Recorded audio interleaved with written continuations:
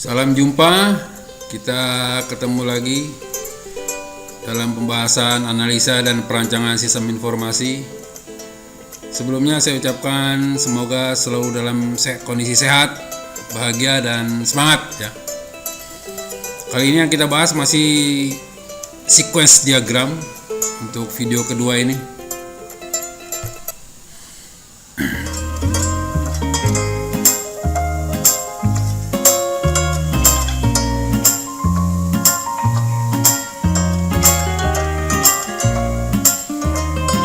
Jadi ada simbol lain di dalam sequence diagram seperti ini. Kapan kita gunakan?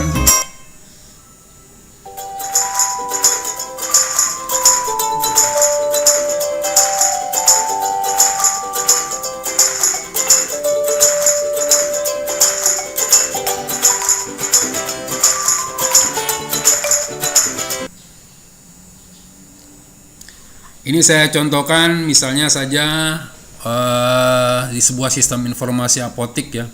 Kita tahu di sana ada konsumen. Saat konsumen berinteraksi dengan sistem informasi apotik, salah satunya adalah membeli obat ya.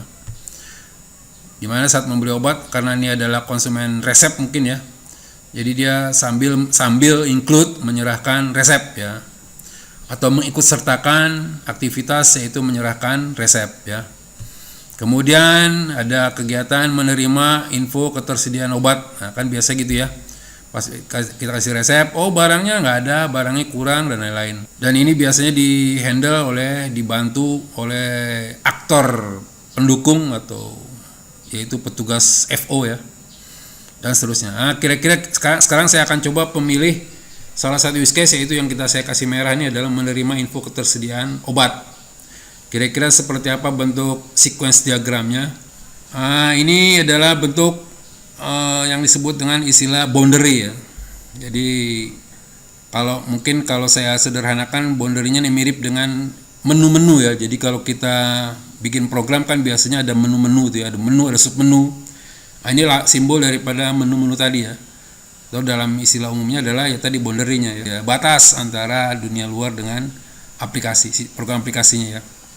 Jadi kalau saya sebut di sini check stock, artinya adalah menu check stock ya, menunya saja nih.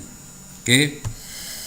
Dan ini pasti ada namanya lifeline ya, lifeline.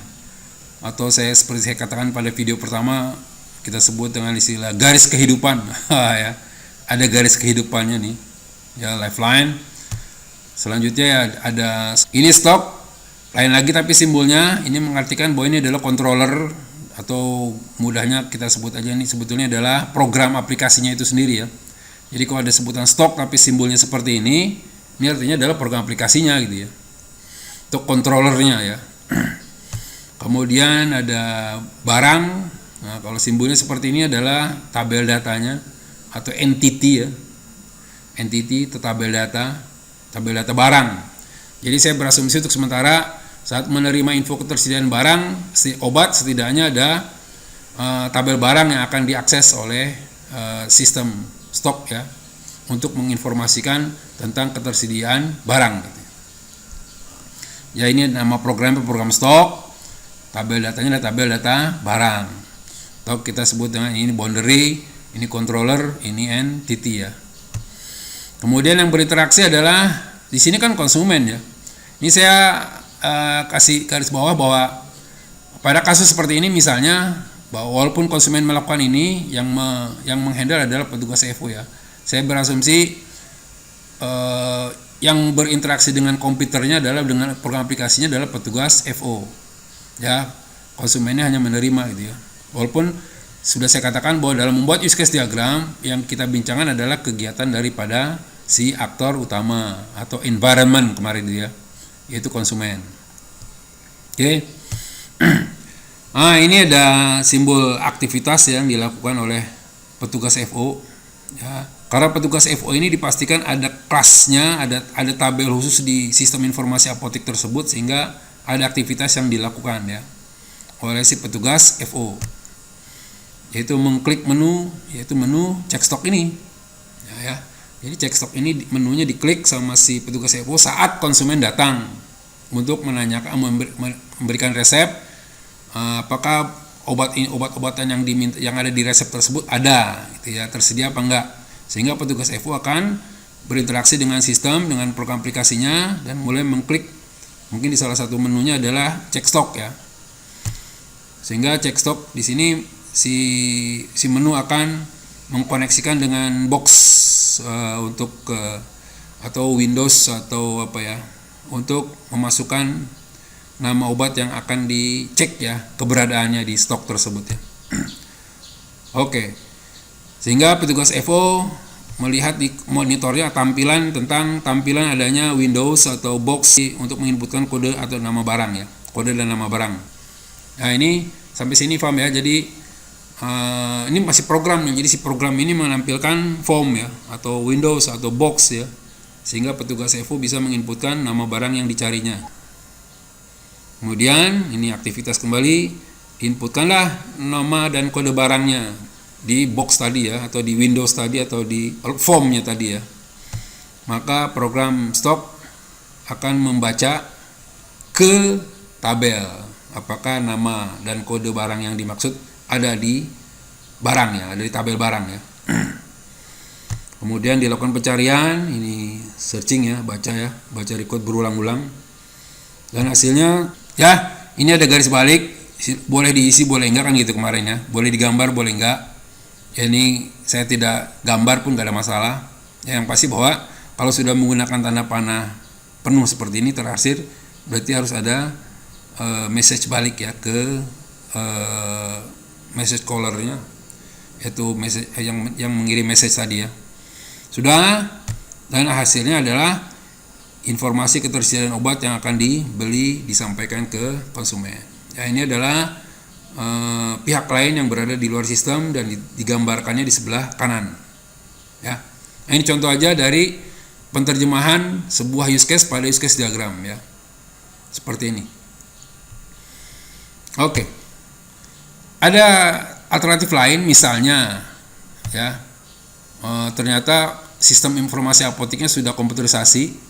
Kemudian sistem informasi apotek tersebut menyediakan sebuah workstation atau komputer di atas etalase ya, sehingga konsumennya bisa berinteraksi langsung dengan komputer yang ada ya, dan dia langsung menginputkan nama obat yang dicari gitu ya, karena di layarnya sudah tampil form untuk menginputkan nama obat yang dicari, sehingga konsumen cukup langsung berinteraksi dan menginputkan nama obat yang dicari. Kemudian dia mendapat informasi bahwa obat tersebut kondisinya adalah ada, tidak, dan seterusnya ya, tergantung dari program. Dia akan menampilkan sisa stok yang ada di apotek tersebut, misalnya ya. Oke, dan ini dilayani langsung oleh komputer server ya, bukan oleh petugas, tapi komputer server di apotek tersebut yang menampilkan dan lain-lain. Termasuk, dan terakhir ada menyerahkan resep kalau memang. Ini dalam use case diagram seperti sudah saya sampaikan dulu di video-video tentang use case diagram. Oke ya, terkadang sistem adanya extend ini bisa kita pakai untuk kondisi if ya, adanya kondisi ya. Jika obat tersedia ya, maka baru dia menyerahkan resep gitu ya. Jadi jika ada informasi yang dia terima ini ternyata obatnya tidak ada, ya berarti kan tidak terjadi penyerahan resep. Ini makanya di sini ada use case menyerahkan resep bisa dilakukan atau extend atau kepanjangan kelanjutan dari use case obat tersedia gitu ya. Seharusnya kata kerja nih, menerima informasi obat tersedia. Ini saya singkat aja. Oke, karena bahasan kita bukan di sini tapi adalah tentang sequence diagram ya. Oke, seperti apa use case diagramnya dari yang saya kasih use case merah nih? Masih tetap sama. Ada menu cek stok, ada program stoknya, dan ada tabel barangnya. Dan kalau kali ini langsung konsumennya ya. Kalau tadi kan petugas FO-nya. Ini konsumennya langsung berinteraksi. Ya. Nah, di sini tidak ada kotak aktivitas karena memang kenyataannya adalah dia tidak melakukan aktivitas apa-apa terhadap sistem informasi. Dia hanya menginputkan saja ya. Kemudian dia lewat menunya ya. Menu cek stok akan mengkoneksikan dengan tabel barang, akan menyuruh program aplikasi stok ini untuk mengkoneksikan dengan tabel barang. Sehingga controller atau program aplikasi stok ini akan membaca tabel barang, ya, memastikan apakah kode barang yang diminta ada gitu ya. Ya, selanjutnya sudah dia lakukan pencarian, searching, dan informasi ketersediaan obat yang dicari langsung tampil di monitor. Ini lebih singkat sepertinya. Ya, ini tadi karena sudah komputerisasi ya, sistem informasi apoteknya sudah komputerisasi, sehingga langsung konsumen bisa tahu apakah obat yang dicarinya ada apa enggak tanpa bantuan petugas FO ya.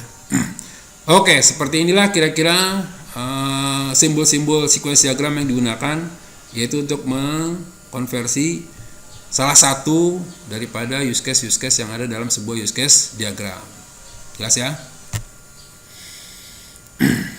Jadi sehingga bisa saja lebih dari satu boundary maupun entity dalam sebuah sequence diagram ya. Maksudnya adalah seperti ini kira-kira.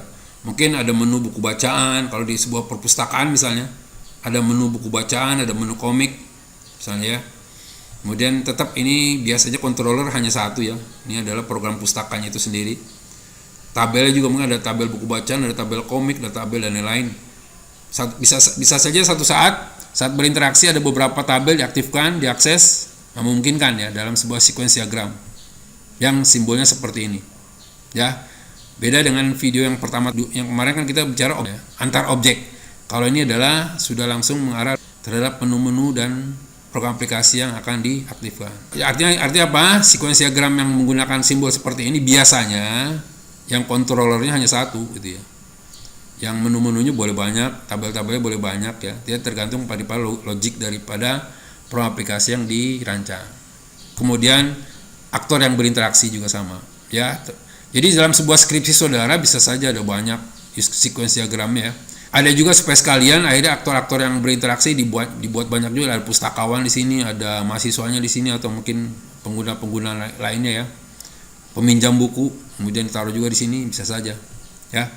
Oke, saya rasa itu cukup. Kita lanjut nanti di video berikutnya. Terima kasih.